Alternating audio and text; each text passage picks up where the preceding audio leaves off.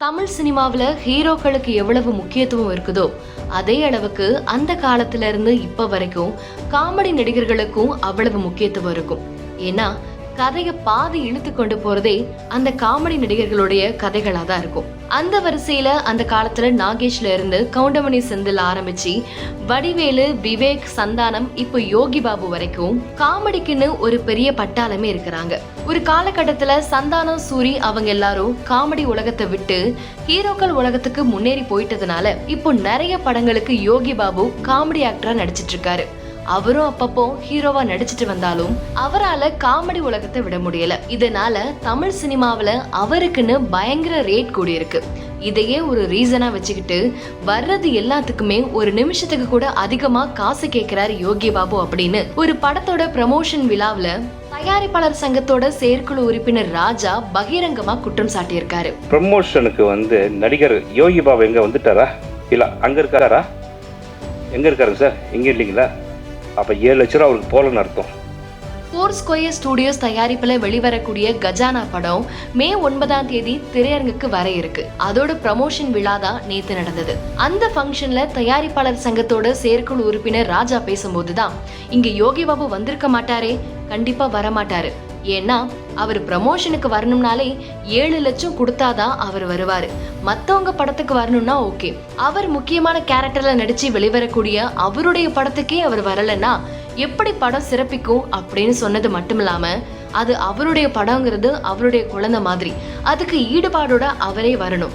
ஆனா அதுக்கும் காசு கொடுங்க, அதுவும் 7 லட்சம் கொடுங்க, 10 லட்சம் கொடுங்கன்னு கேட்டா தயாரிப்பாளரும் படத்தை எப்படி தாராளமா வெளியிட முடியும்னு சொல்லி தன்னுடைய ஆதங்கத்தை பகிரங்கமா திடீர்னு பொது மேடையில பேசிட்டாரு. ப்ரமோஷனுக்கு நடிகர் யோகி பாபு எங்க வந்துட்டாரா, இல்ல அங்க இருக்காரா?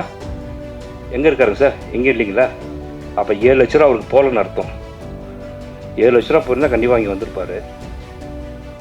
அது எவ்வளவு பெரிய ரொம்ப கேவலமான விஷயம். ஒரு ப்ரமோஷனுக்கு தன் படம் சொல்றாங்க, சொல்லல, பண்றாங்க, பண்ணல, தன் படம் தன் குழந்தைங்க. அது ஒரு நடிகனுக்கு இந்த ஒரு ஒரு குழந்தை வளர்க்கக்கூடிய பொறுப்பு இல்லைன்னு சொன்னால் நீ நடிகனா இருக்கிறதுக்கு லாக்கிடல. நீ என்ன இது அர்த்தம்? இது ஒரு ப்ரமோஷனுக்கு நீ வரமாட்டீங்களா? வன்மையா கண்டிக்கிறங்க. இதுக்கெல்லாம் நீங்க காலம் உங்களுக்கு கூடிய விரைவில் பதில் சொல்லும். ஏற்கனவே இந்த மாதிரி நிறைய நடிகர் நடிகைகள் எல்லாருமே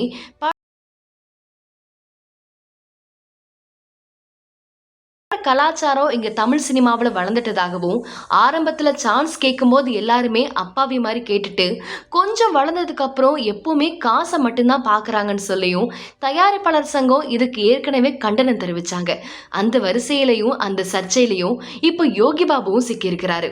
எவ்வளவு பிஸியான ஆக்டரா இருந்தாலுமே ஈவன் ரஜினி, கமல் கூட அவங்க படத்துக்கு இது வரைக்கும் ப்ரமோஷனுக்கு போயிட்டு இருக்கும் போது இப்ப வர்ற இவங்கள மாதிரி சின்ன சின்ன ஆக்டர் எல்லாம் வளர்ந்து வரும் காலத்திலேயே இப்படி பிஹேவ் பண்றது கொஞ்சம் கூட சரி கிடையாதுன்னு தயாரிப்பாளர் சங்கம் இந்த மாதிரி நடிகர் நடிகைகள் மேல பயங்கர கோபத்திலையும் காட்டமாவும் இருக்கிறாங்க. செய்திகளை உடனுக்குடன் தெரிந்து கொள்ள கீழ்கண்ட கேபிள் மற்றும் DTH நெட்வொர்க்குகளில் எம்நாடு செய்தி தொலைக்காட்சியை காணுங்கள். பாதகம் செய்பவரை கண்டால் நாம் பயம் கொள்ளலாகாது பாப்பா. மோதி மிதித்து விடு பாப்பா, அவர் முகத்தில் உமிழ்ந்து விடு பாப்பா.